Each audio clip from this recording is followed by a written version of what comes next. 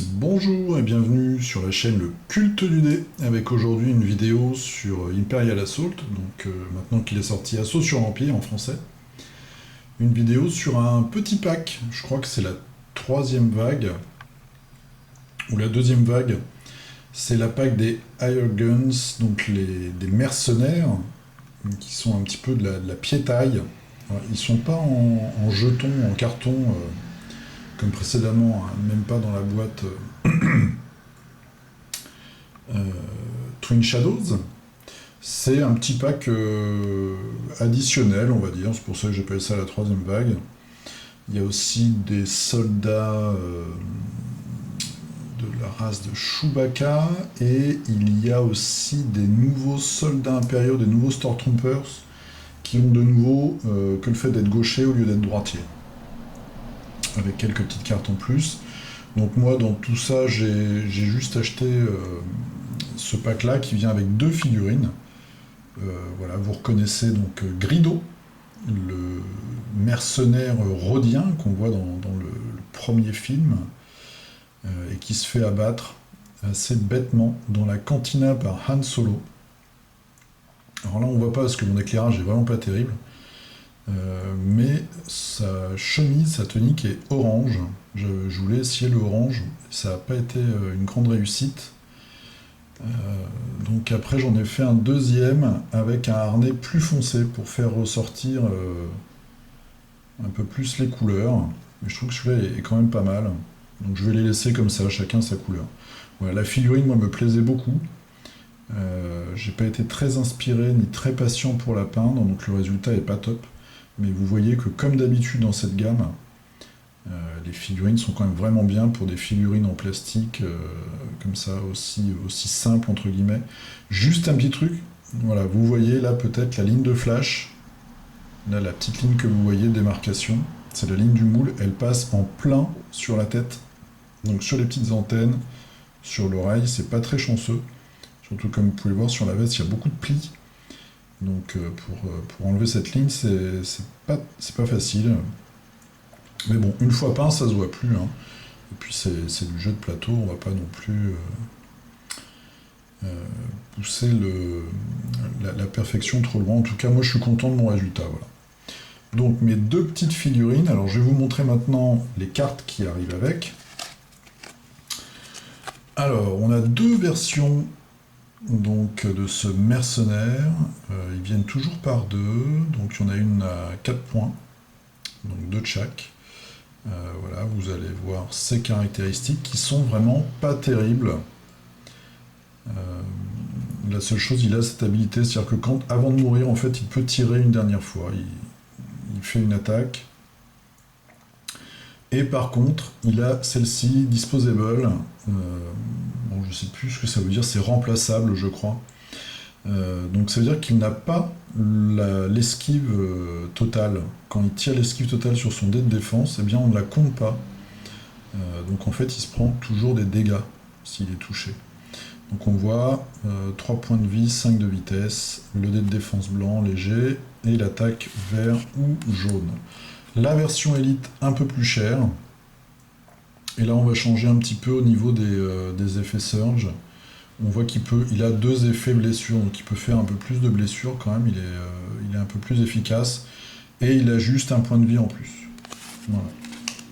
Et ça il coûte 6, hein, 6 les deux. Ensuite, il y a donc ce qu'ils font maintenant, on en avait vu un avec Boba Fett, c'est les Skirmish Update. Donc c'est une petite option qu'on peut ajouter, qu'on peut attacher à un personnage. Là c'est une bombe qui permet, on voit l'illustration qui vient du Retour du Jedi, qui permet, avant de retirer la figurine, de faire un blast en fait sur sa position. Voilà, ça c'était les cartes normales, les cartes de caractéristiques. Après, bien sûr, on a deux missions escarmouches. Donc, comme je vous l'avais déjà dit dans d'autres vidéos, moi je trouve qu'elles sont bien faites parce qu'ils trouvent toujours une petite mécanique différente à chaque fois. Et ici, vous voyez, on voit des couleurs avec des bonus différents. Donc sur la map, en fait, on va avoir des tokens de couleurs. Alors soit les couleurs sont révélées ou pas, et en fait elles vont donner différents bonus. Donc comme d'habitude, je vous montre la carte, hein, il y a la feuille qui vient avec à chaque fois. Voilà, ça c'est la carte d'escarmouche. Et puis de l'autre côté, évidemment, il y a la campagne, mais je ne vais pas vous la montrer.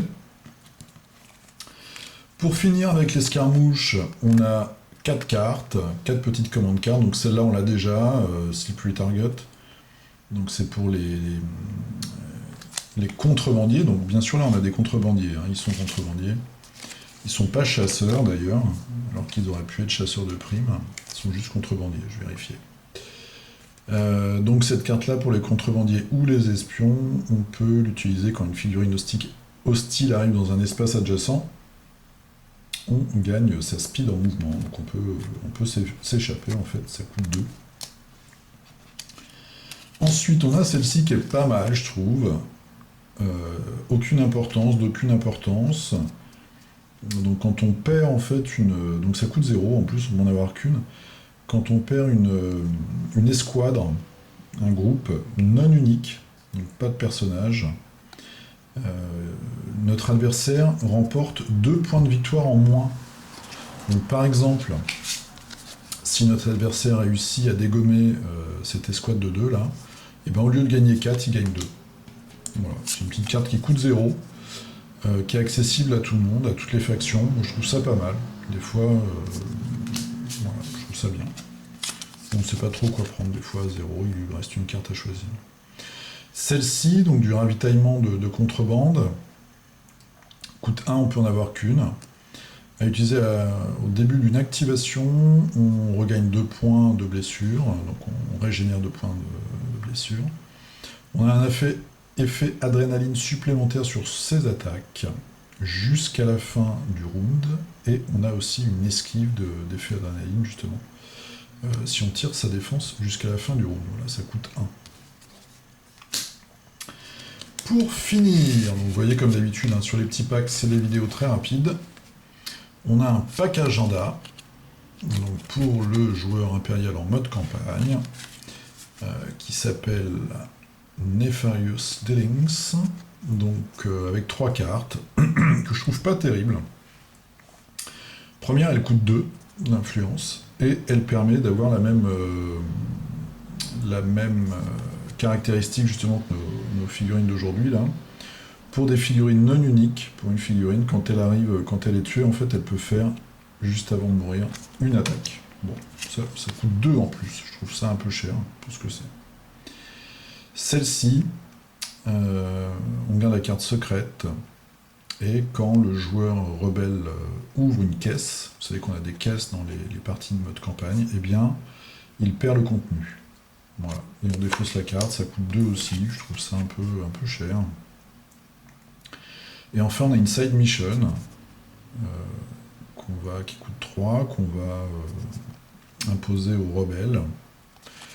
Donc je dois vous avouer que j'ai pas regardé le mécanisme de cette mission. L'histoire, c'est qu'on doit empêcher en fait les contrebandiers de faire alliance avec l'Empire, donc on va se battre à la fois contre des contrebandiers et contre des impériaux.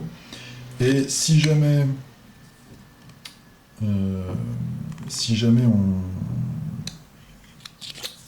les impériaux perdent, je pense, hein. Je dis une bêtise ou pas, parce que j'ai lu ça vite fait en fait.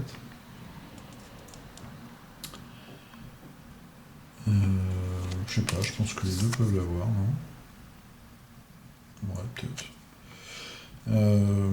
On a une carte reward en fait. On n'a pas le pack à disposition dans son reserve group comme d'habitude. On a une carte reward. C'est toujours la même chose en fait. Non, celle-ci c'est un petit boost aux dégâts. Donc si la cible se prend une blessure, elle se prend un point de souffle, je sais pas comment on dit en français, je crois que c'est le souffle. Aussi, vous voyez. Also se fait one.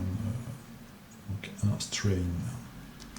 Voilà, moi je suis pas convaincu du tout par ce pack agenda en fait. Je trouve pas, les cartes je les trouve vraiment pas terribles. Par contre j'aime bien cette petite carte là, alors je la trouve rigolote en plus. On fait perdre des points de victoire à son adversaire, des fois c'est très serré. Et alors nos amis là, les figurines sont sympas, mais je suis pas sûr de les jouer parce qu'ils coûtent pas cher, mais ils sont vraiment... c'est de la piétaille quoi. Mais vraiment quoi, ils sont pas très... je les trouve pas très utiles. Ça fait un peu de nombre pour les mercenaires, je pense. C'est aussi pour ça qu'ils ont sorti cette boîte. Voilà, donc c'était une revue rapide de cette petite extension, ce petit pack, avec 2 figurines à l'intérieur. C'est dommage, là je les vois roses à la caméra, donc je pense qu'on les verra roses sur la vidéo. C'est orange, hein. Dans le film, il a une tenue verte assez immonde, donc je voulais le mettre en orange. Voilà, bah écoutez, je vous souhaite une très bonne journée ou une très bonne soirée. Et puis, bah, si je ne fais pas de vidéo avant les fêtes, je vous souhaite de très bonnes fêtes. J'espère que le Père Noël passera dans votre cheminée, ou tout au moins dans vos chaussettes. Et je ferai au moins une vidéo, je pense, avant la fin de l'année. Voilà, je vous souhaite de bonnes fêtes de Noël. Je vous dis à plus. Salut!